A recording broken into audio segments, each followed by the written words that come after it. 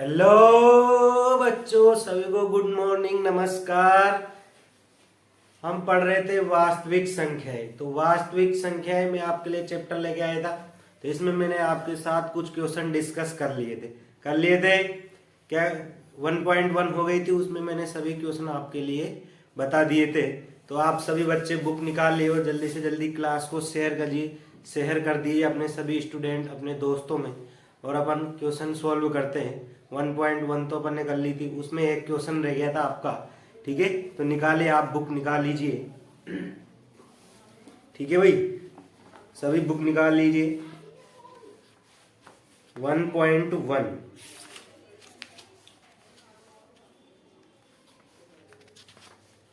तो देखिए 1.1 में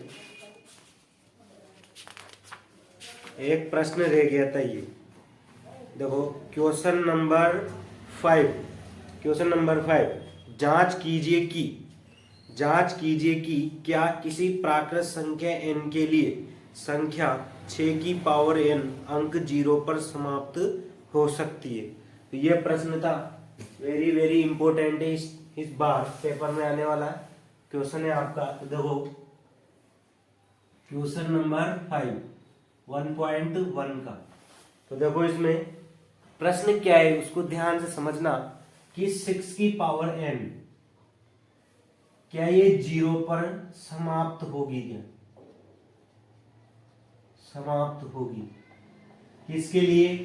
n के लिए। n क्या है? आपकी प्राकृत संख्या, नेचुरल नंबर, प्राकृत संख्या।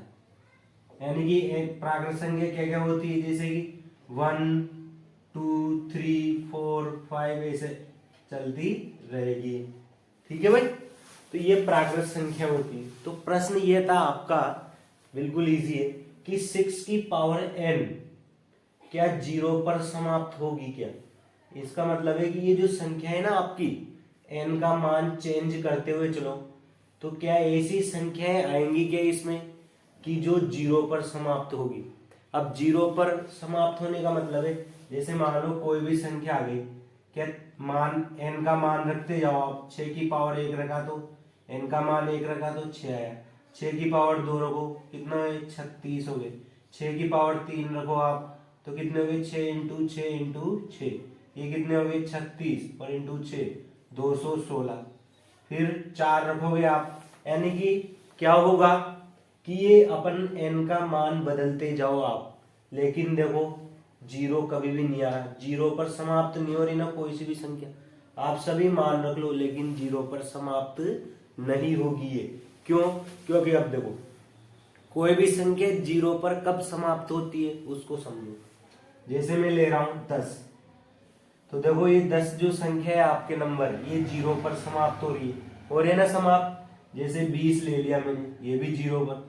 30 ले लिया, ये भी 0 पर। यानी 0 पर समाप्त होने के लिए, यानी लास्ट डिजिट क्या होना चाहिए आपका? 0 होना चाहिए। अब ये 0 कब आता है? देखो, इसको क्या लिख सकते हो आप? 2 इंटू 5 लिख सकते हो। इसको भी क्या लिख सकते हो आप? 4 इंटू 5, यानी कि 2 इंटू 2 इंटू 5 लिख सकते हो। 30 को क्या लिख सकते हो? 6 इंटू 5, यानी इसको 2 इंटू 3 इंटू 5 लिख सकते हो। यानी कोई भी संख्या हुई बेटा, कोई भी संख्या हुई जो भी 0 पर समाप्त होगी, उसमें 2 और 5 तो आएगा ही आएगा। 2 और 5 आना चाहिए।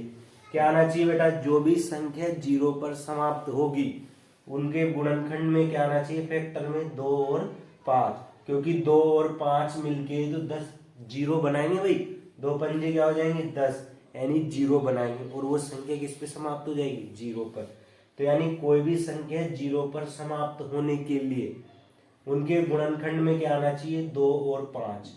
अब देखो, आपका जो 6 को क्या लिखोगे आप? 2 इंटू 3 लिखोगे, लेकिन 2 तो आ रहा है इसमें, लेकिन 5 नहीं आ रहा है इसके गुणनखंड में। इसका मतलब ये संख्या क्या होगी? 0 पर समाप्त नहीं होगी। तो यहां तक क्लियर है आपके? अब देखिए प्रश्न को कैसे सोल्व करेंगे। देखो,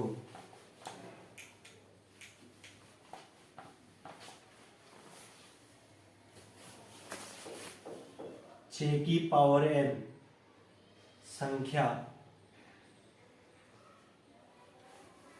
के लिए n प्राकृत संख्या के लिए n प्राकृत संख्या के लिए देखो 6 के अभाज्य गुणनखंड करो 6 के देखो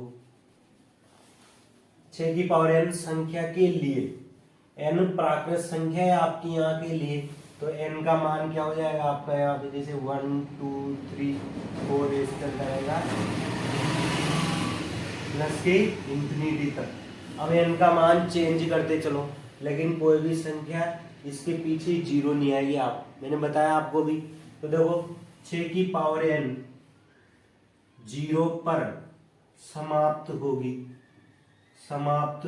होगी कब होगी समाप्त होगी यदि इसके गुणनखंड में 2 की पावर m इंटू 5 की पावर n हो। ठीक है यानी कि मैंने क्या बोला 2 की पावर n और 5 की पावर m ये इस रूप का इसके गुणनखंड में मिलना जरूरी है तब तो क्या होगी ये 5 दूनी 10 हो जाएंगे यानी जीरो पर समाप्त होगी। लेकिन देखो 6 के अभाज्य तो देखो क्या इसके अभाज्य गुणनखंड में है 6 की पावर n के अभाज्य गुणनखंड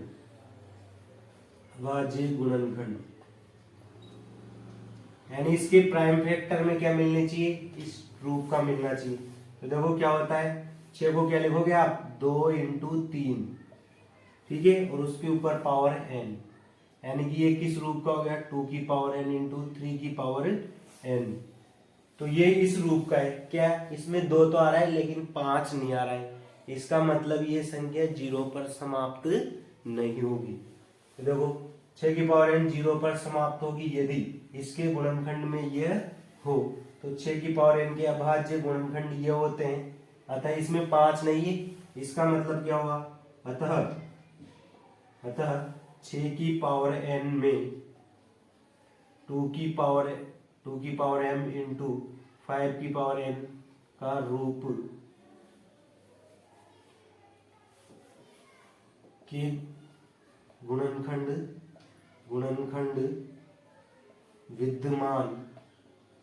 विद्यमान नहीं है। ठीक है अतः 6 की पावर n जीरो पर समाप्त नहीं होगी। ठीक है भाई नहीं होगी। क्लियर है यहां तक यानी कि 6 की पावर n संख्या के लिए n प्राकृत संख्या के लिए ये होगा 6 की पावर n जीरो पर समाप्त होगी यदि इसके गुणनखंड में क्या हो 2 की पावर m इंटू 5 की पावर n हो। 6 की पावर n के अभाज्य गुणनखंड करके देख लो। अब इसमें देखो 2 तो मिल रहा है लेकिन 5 नहीं है तो देखो इसमें इस रूप का गुणनखंड विद्यमान नहीं है अतः ये जीरो पर समाप्त नहीं होगी बेटा। ठीक है भाई ये हो गया तो नोट कर लीजिए आप आगे बढ़ते हैं स्क्रीनशॉट ले लो आप फिर आगे बढ़ते हैं। ठीक है चलो आगे बढ़ते हैं।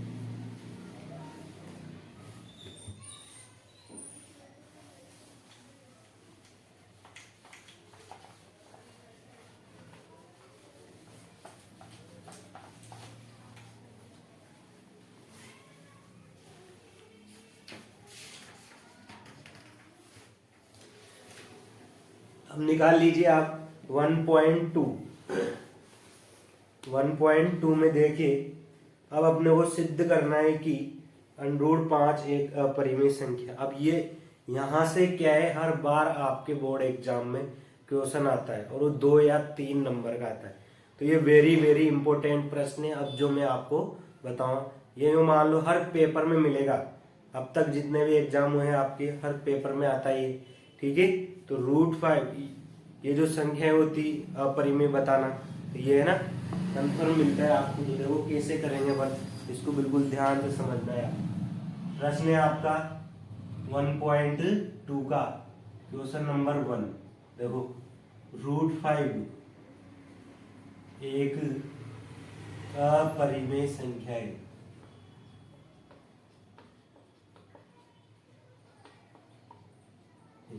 इसको आपको प्रूव करना है, सिद्ध करना है कि √5 एक अपरिमेय संख्या है।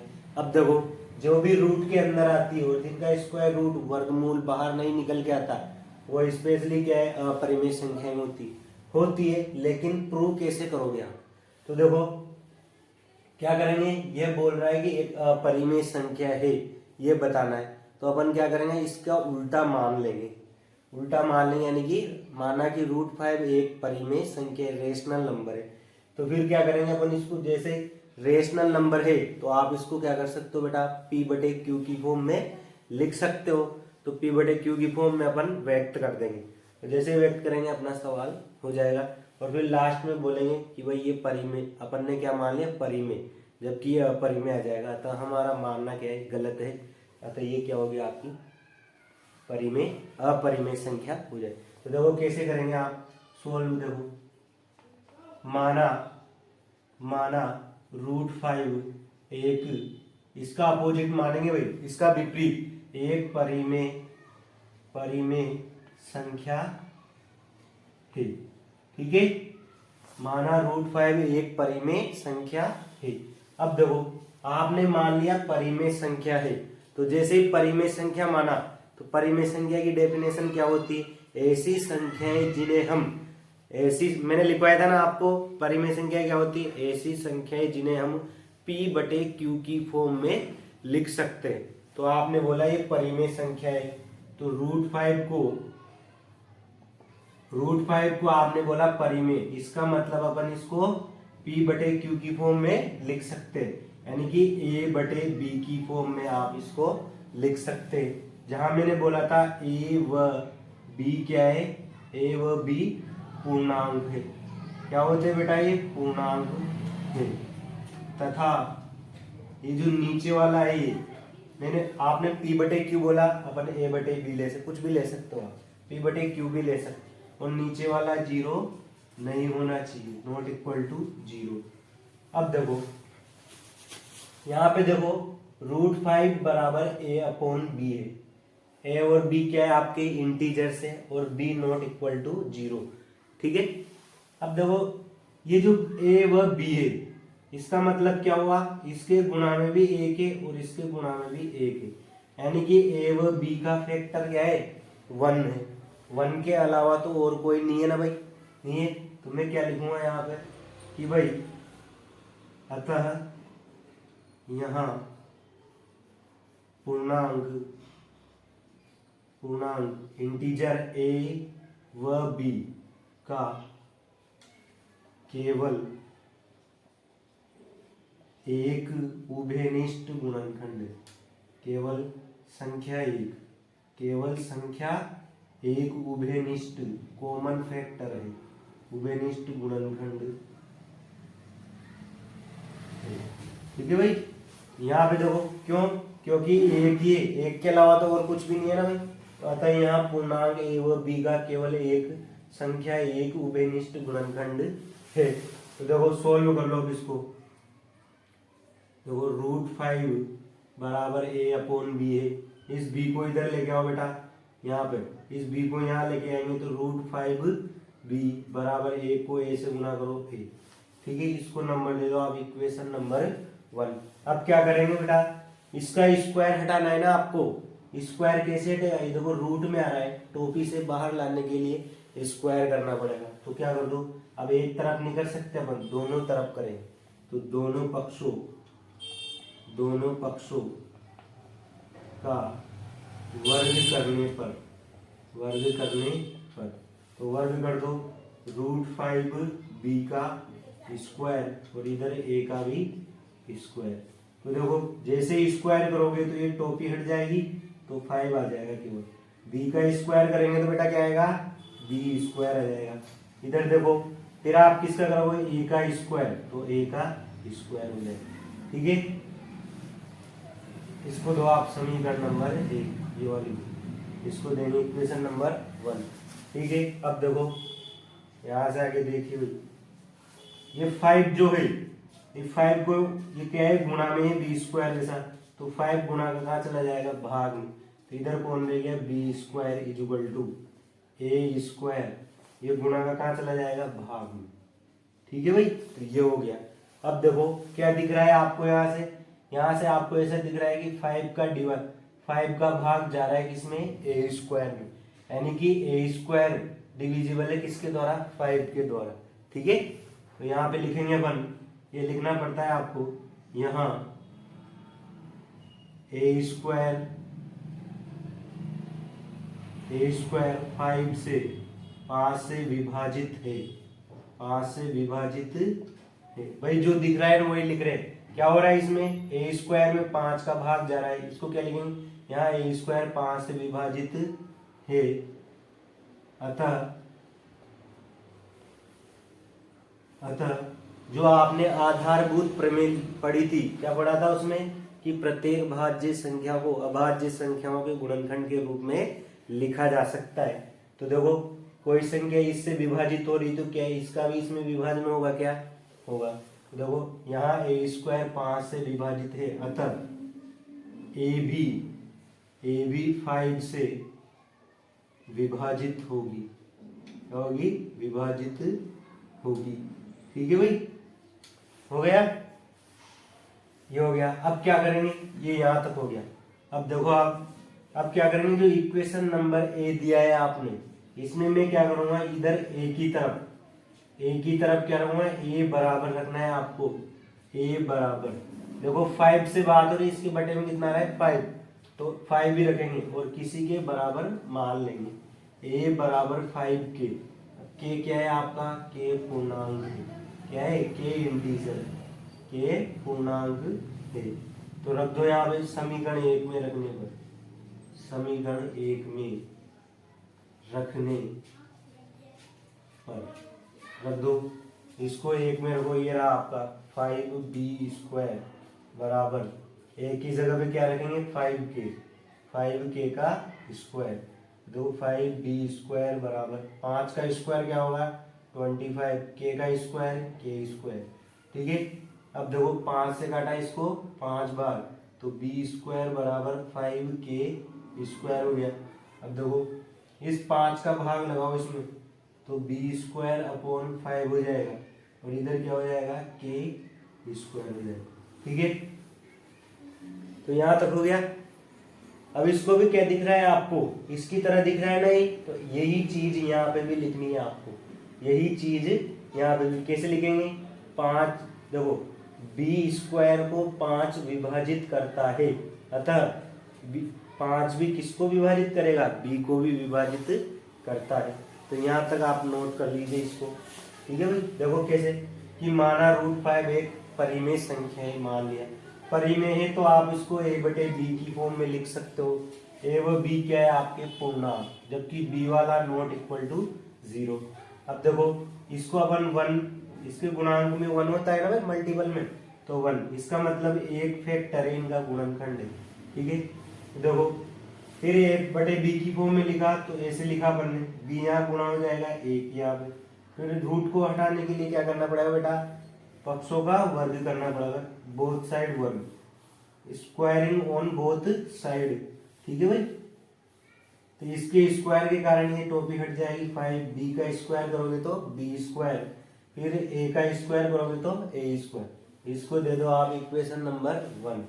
फिर देखो ये 5a गुना का कहाँ जाएगा, भाग में।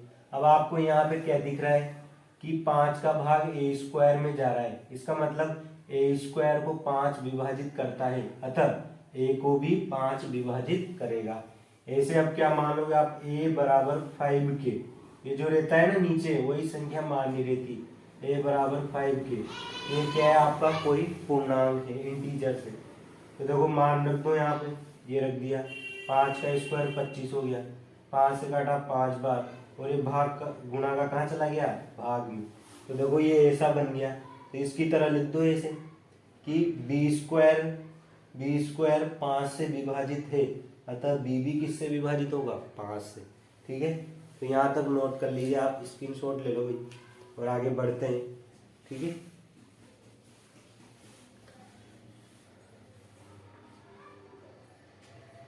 चलो आगे बढ़ते हैं। देखो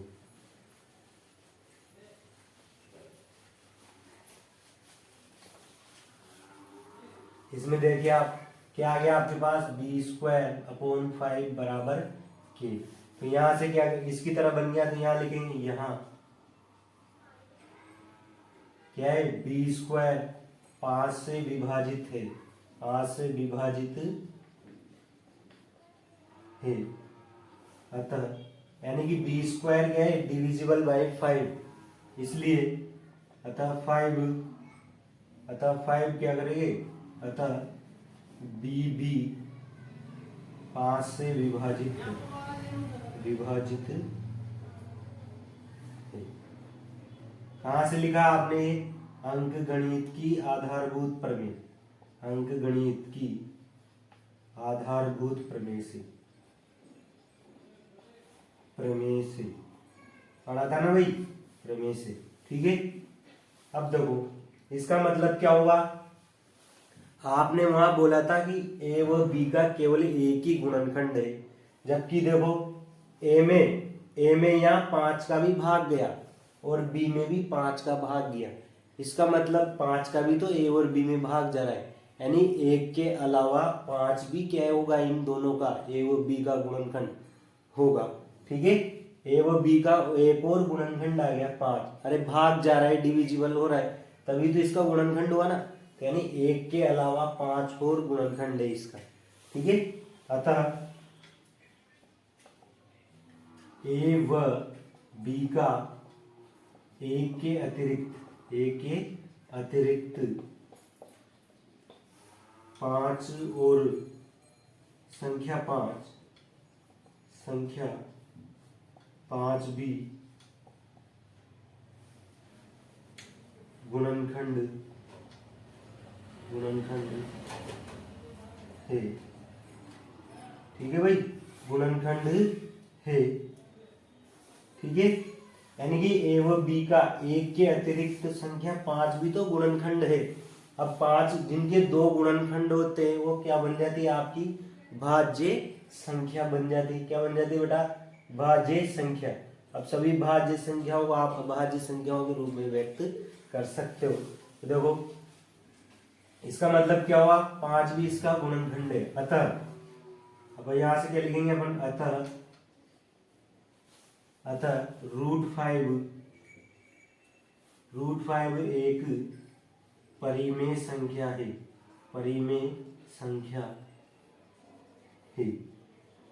ठीक है,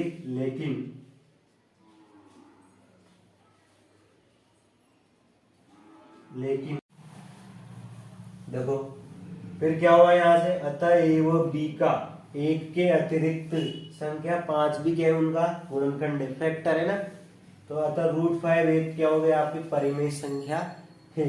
लेकिन हमारा मानना गलत है, त्रुटिपूर्ण कल्पना है, अतः √5 क्या एक अपरिमेय संख्या है, ये सिद्ध हो गया अपना। ठीक है भाई, इसके बाद देखो अब मैंने बताया आपको √5 के लिए बताया, आपके लिए √3 भी आ सकता है, तो आप यहाँ पे √3 हो जाएगा फिर आपका। ठीक है भाई, तो 3 के लिए भी, या √2 के लिए भी आ सकता है, या √7 के लिए भी आ सकता है। तो फॉर्मूला तो वही है, अब तुम 3 का स्क्वायर करोगे तो 9 हो जाएगा, अगर यहाँ पे 2 आ गया तो 2 का स्क्वायर 4 हो जाएगा, 7 का स्क्वायर करोगे तो 49। तो ये आपकी समझ में आना चाहिए। ठीक है, यहाँ तक क्लियर। अब देखो ये एक वेरी वेरी इंपॉर्टेंट प्रश्न है, हर बार पेपर में आता है 2 या 3 नंबर। ठीक है, तो सभी बच्चों को ये क्लियर होने चाहिए। ठीक है भाई, ठीक है, यहाँ तक कोई दिक्कत परेशानी नहीं है, आगे बढ़ते हैं। अब देखो इसी पे आधारित एक और प्रश्न आता है। ठीक है भाई,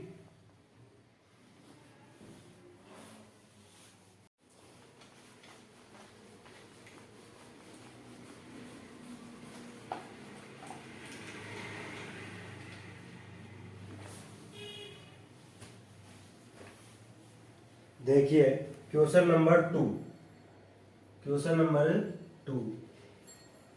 1.2 का क्वेश्चन नंबर 2। देखो सिद्ध कीजिए कि 3 + 2√5 एक अपरिमेय संख्या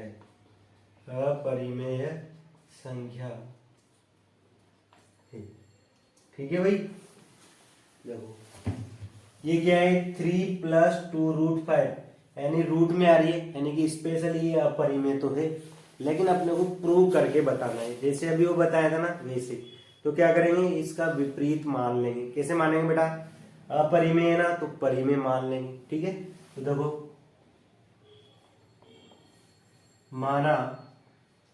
माना लेट 3+2√5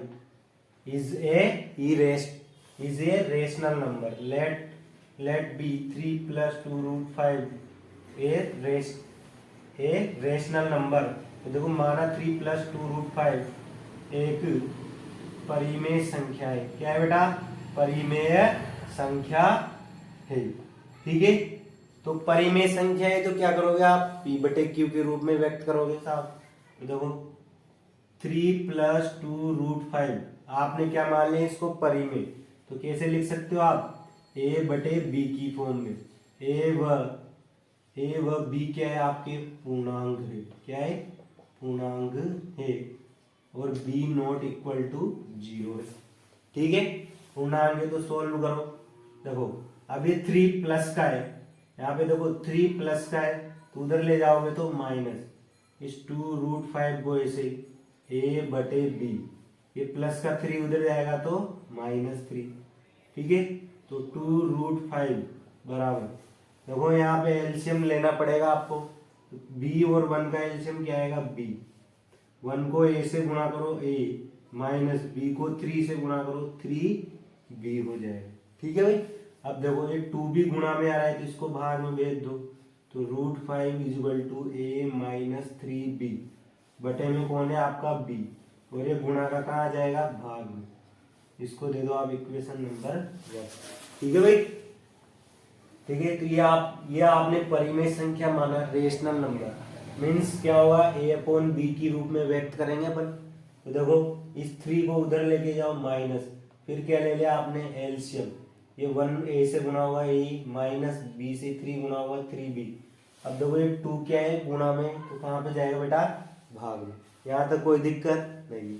अब देखो आप देखो अपने को इसको अपरिमेय बताना है, तो देखो आप जो ये क्या आपको ये ऐसा दिख रहा है कि भाई p/q के रूप में, बटे के रूप में दिख रहा है, क्या दिख रहा है सर जी, दिख रहा है ना भाई, ऊपर भी संख्या है और नीचे भी, यानी p/q की फॉर्म में दिख रहा है।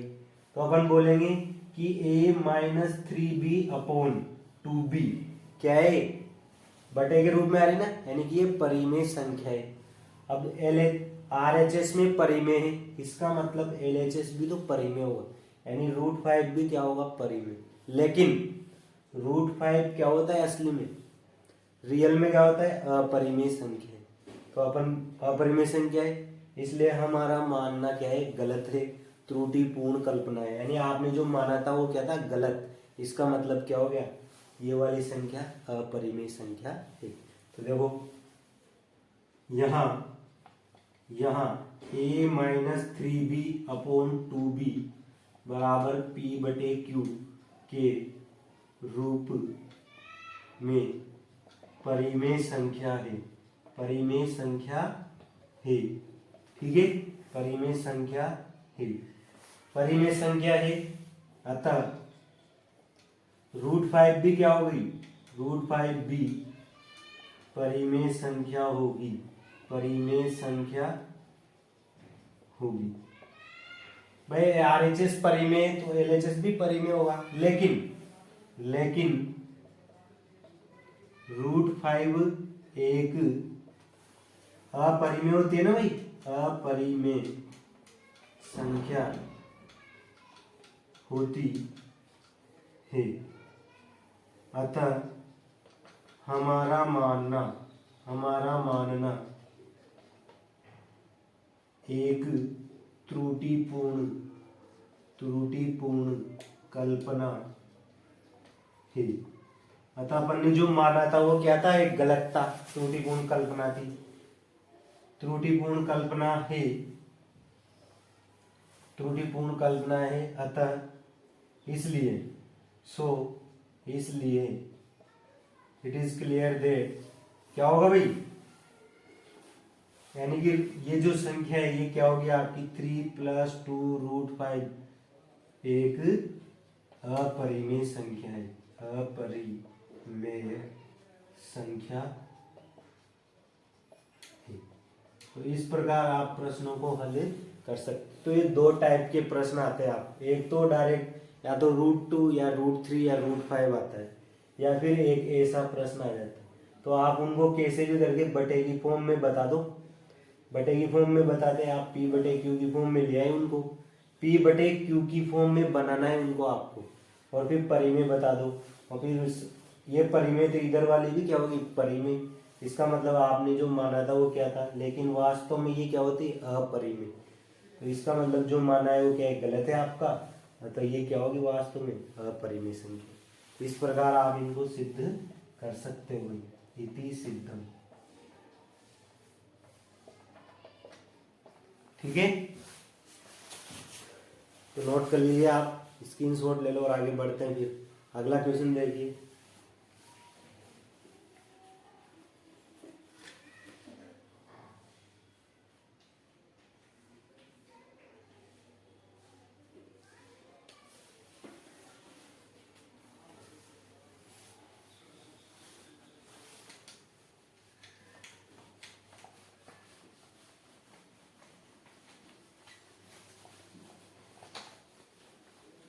बहुत ही इजी प्रश्न है भैया, आपको ध्यान रखना पड़ेगा, इन दिए इसमें थोड़ी चीजें लिखनी पड़ेगी आपको, है ना। अब देखो एक ये वाला है, एग्जाम्पल है आपका ये 5 - √3। तो इसको कैसे करोगे आप, देखिए ध्यान से, आपको ही करना है ये। देखो इसको क्या करोगे आप, परिमेय संख्या मान लोगे। अब इसको अपन परिमेय मानेंगे तो A/B की फॉर्म में लिखोगे। अब देखो इस 5 को उधर लेके जाओ, इधर कौन बचा -3, और ये एक उधर 5 उधर गया तो माइनस हो गया, तो -√3 बराबर, यहाँ पे एलसीएम क्या आएगा b, तो 1a से गुणा हुआ a माइनस b 5 से गुणा हुआ 5b। तो ये देखो P/Q की फॉर्म में आ गया ना। तो यहाँ पे क्या बोलोगे a, यहाँ a -5b/b एक परिमेय संख्या है, अतः -√3 भी क्या होगी परिमेय संख्या। लेकिन √3 परिमेय, √3 क्या होती है अपरिमेय संख्या होती है, अतः हमारा मानना क्या है गलत है, त्रुटिपूर्ण कल्पना है। अतः 5 - √3 क्या हो जाएगी आपकी अपरिमेय संख्या है। इस प्रकार कर लोगे आप, ठीक है।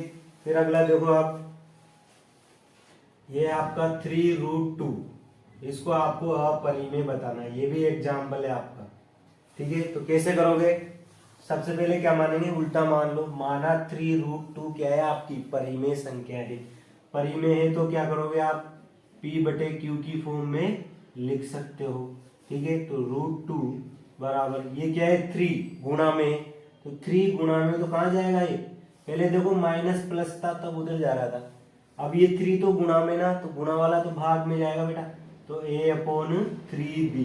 तो देखो क्या ये P/Q की फॉर्म में आया नहीं आया, आ गया ना ये। तो अपन क्या करेंगे यहाँ पे, देखो √2 बराबर A/3b P/Q के रूप का है, अतः ये क्या है एक परिमेय संख्या है, अतः √2 भी क्या होगी परिमेय संख्या होगी। लेकिन √2 क्या होती है अपरिमेय संख्या होती है, अतः हमारा मानना क्या है एक त्रुटिपूर्ण कल्पना है।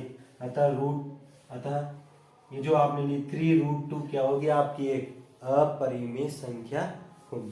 तो इस प्रकार आप इनको कर सकते हो ना, ठीक है।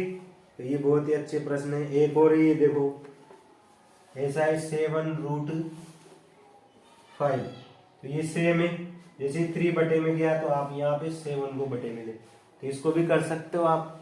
फिर अगला है 6 + √2, तो इसको आप क्या मानोगे A/B मानोगे, तो फिर √2 इधर ले जाएगा, ये प्लस के 6 उधर जाएंगे तो माइनस हो जाएंगे 6। अब एलसीएम आ जाएगा इन दोनों का b, और 1a से गुणा होगा a माइनस b 6 से गुणा होगा 6b। तो ऐसा ही बन गया, ये कर सकते हो आप आसानी से, ठीक है। तो ये आपकी ये एक्सरसाइज खत्म हुई है भाई, ठीक है ना भाई। इन प्रश्नों को आप हल करना, और जो भी प्रश्न आपको नहीं आते हैं उनको आप कमेंट बॉक्स में डाल देना, मैं उनको देख के बता दूंगा भाई जो भी नहीं आया आपको, ठीक है भाई। बाकी एक्सरसाइज को हल करना है इनको। फिर अपन पढ़ेंगे कल से भाई पोलिनोमियल बहुपद। क्या पढ़ेंगे? एक्सरसाइज 2 पोलिनोमियल बहुपद पढ़ेंगे। बिल्कुल बेसिक से पढ़ाऊंगा मैं आपको, हर एक कंसेप्ट को क्लियर करते हुए भाई बहुपद क्या होता है, ठीक है ना, कैसे पहचानेंगे अपन उसको, हर चीज को क्लियर करते हुए मैं आपको समझाते हुए उस एक्सरसाइज को डिस्कस करेंगे। तो इस एक्सरसाइज 1 के आप पूरे एग्जाम्पल जितने भी क्वेश्चन है उन सबको हल करना। एग्जाम्पल ज्यादा आपके एग्जाम में पूछे जाते हैं, तो एग्जाम्पल आप सभी को अच्छे से करने हैं, ठीक है। और क्लास को ज़्यादा से ज़्यादा शेयर करना भाई। और अगर आप चैनल से नए जुड़े हो तो मैथ वाला चैनल को सब्सक्राइब करना और लाइक करना। सभी को धन्यवाद।